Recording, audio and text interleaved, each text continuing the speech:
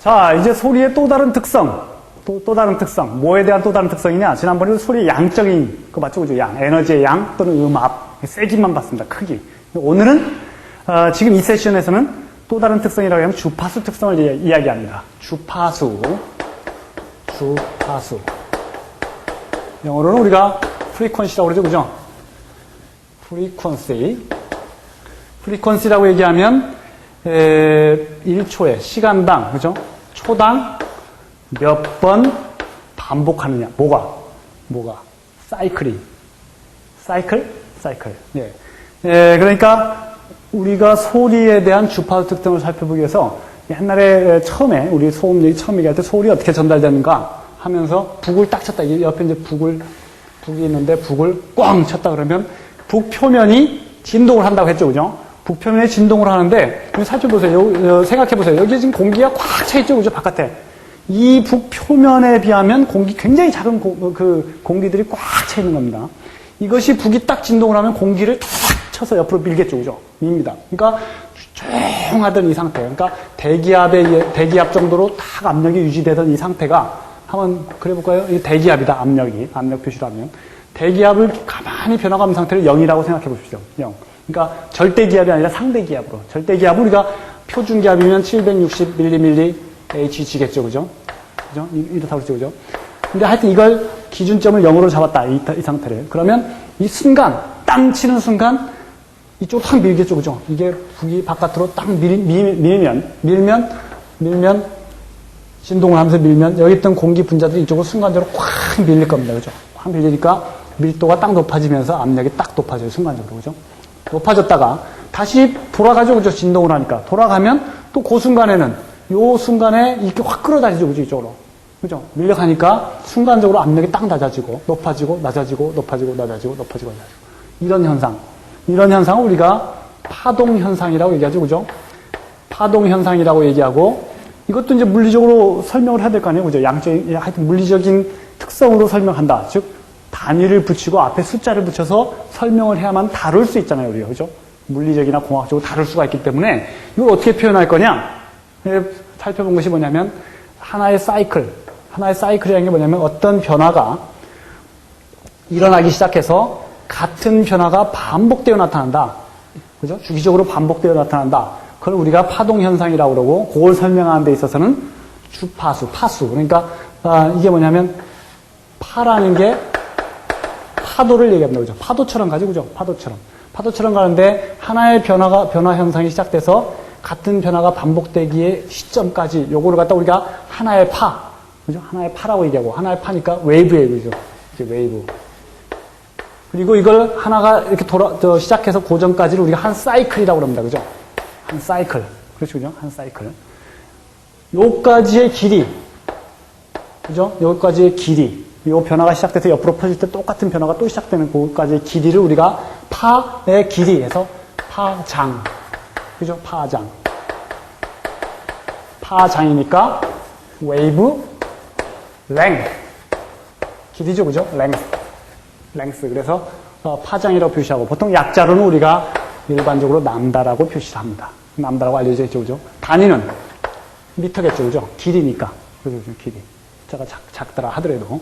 그렇게 돼 있고, 그 다음에 또 하나의 특성이 뭐냐면, 단위 시간이라고 하면 초를 얘기해요. 그죠? 1초에 이런 게 몇 번이나 나타나느냐? 몇 번, 현상이. 몇 번 이런 사이클이 나타나느냐? 그죠? 몇 번. 이게 주파수예요. 그죠? 주파수. 프리퀀시예요. 그죠? 프리퀀시. 1초에 몇 번 나타나느냐? 1초에 몇 번 나타나느냐를 사이클스. 그죠? 몇 사이클이 나타나느냐? per second. 그렇죠. 그죠? 그래서 cycles per를 갖다가 그냥 영어로 쓰면 per죠. 그죠? per second. 그래서 CPS라고도 써요. 단위를. CPS. 그죠? CPS. 그러면 cycles per second. 무선햄 혹시 하시는 분이 있나요? 여기에. 무선햄에서 주로 쓰는 사이클이, 주파수를 갖다 CPS라고 많이 씁니다. CPS라고. 또는 여기에 보면, 몇 번 하는 것은 우리가 단위로 안 치고, 표준 단위. 우리 기본 단위 얘기했었죠, 제일 처음에, 그죠? 길이, 무게, 초, 이런 거, temperature, current, 전류량, 암페어, 그 다음에 칸델라, 이런 거 얘기했었죠, 그죠? 거기에 해당 안 되죠? 그러니까 이것은 다르게 표현하면 그냥 초의 마이너스 1승 이렇게 되죠. 그죠? 초의 마이너스 1승. 이게 원래 국제 표준. 그러니까, 국제 표준 단위계에서 쓰는 건 이겁니다. 주파수의 단위가. 근데 이걸 연구한 사람이 헤르츠라는 사람이었어요. 그죠? 헤르츠.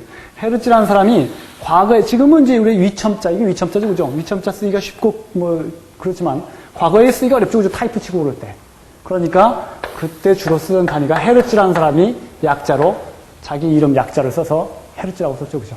그래서 이 헤르츠가 지금 국제적으로 통용되는 그런 단위입니다. 쓰기로 한 거죠. 그죠? 여기에서, 국제 표준 단위계, 여기에서도 이걸 갖다고 놓고 이걸로 쓰자. 이렇게 되어 있습니다.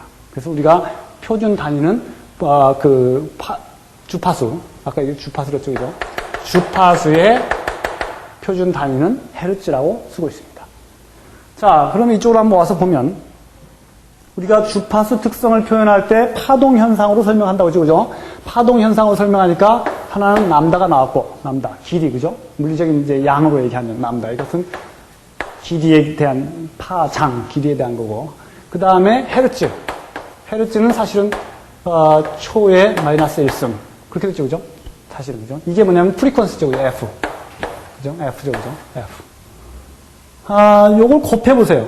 요걸 곱하면, 람다 곱하기 주파수를 하면, 단위가 어떻게 되나 보세요.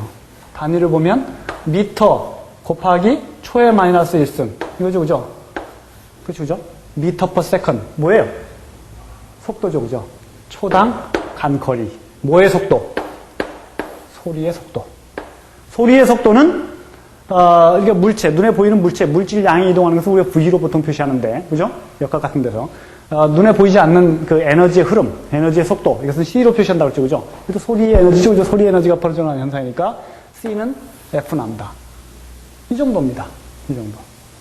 그죠? 그래서 이게 주파수 특성을 나타내는데 알아야 될, 용어들이네요.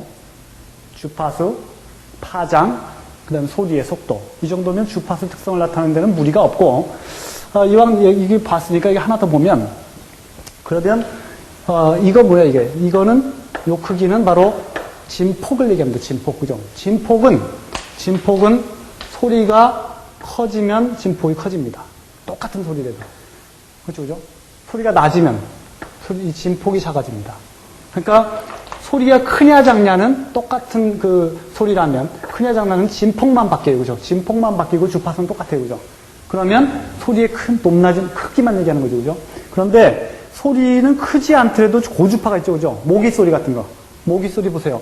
소리가 크진 않죠. 모기 소리가. 그죠? 그죠? 왱 하죠. 그죠? 그건 주파수가 빠르다는 얘기죠. 그죠? 그죠? 주파수가 빠르다는 얘기죠. 그죠? 이 주파수가 빠르면서도 소리가 큰 게 있어요. 그죠? 바이올린 같은 거 크게 틀으면 예를 들어서 막 이렇게 되겠죠. 그죠? 그렇죠. 그죠? 그러니까 이 진폭은 우리가 소리의 크기를 이야기하고 이것이 얼마만큼 빨리빨리 1초에 여러 번 나타나느냐 같은 사이클이. 그러면 고주파냐 아니면 저주파냐 느리게 움직이느냐 이걸 얘기합니다. 그죠? 그래서 기본 개념은 그렇고 이거에 대한 그 내용이 87페이지에 나와 있습니다. 왜 주파수 특성을 다루느냐? 하나는 주파수라는 특징을 가지고 있기 때문에 소리가 그죠? 주파수라는 특징을 가지고 있기 때문에 다루고 이것이 왜 중요하냐? 사람이 이 주파수에서 느끼는 것이 다릅니다. 그죠? 우리는 소음이다, 소리다 하는 것은 사람이 느껴야 소리가 되는 거죠. 그죠? 근데 이 주파수에 따라 사람이 들리는 정도, 감각의 정도가 다르고 또 감각의 느낌도 분명히 다르죠. 그죠? 고주파, 저주파 다르죠. 그죠? 듣기 싫은 소리, 듣기 좋은 소리. 이것도 다 주파수 특성과 관련이 있으며 제어라는 게 소음의 관리예요. 그죠? 이 제어도 주파수 특성과 상당히 밀접한 관련이 있습니다. 고주파 같은 건 직진성이 좋다거나, 그죠? 저주파 같으면 직진성이 아니라 이 굴절, 회전도 잘해요. 그러니까 저주파 같으면 차단막 설치해가지고 안 되죠. 그죠? 그러한 특성이 있습니다. 그럼 나중에 뒤에 나오기로 하고, 일단 주파수의 특성에 대한 것을 갖다가 정확히 한번 이해하는 것으로 하죠. 일단, 주파수 특성에 대한 개념 소개를 여기까지 하고, 다음에 이어서 더 설명을 드리겠습니다.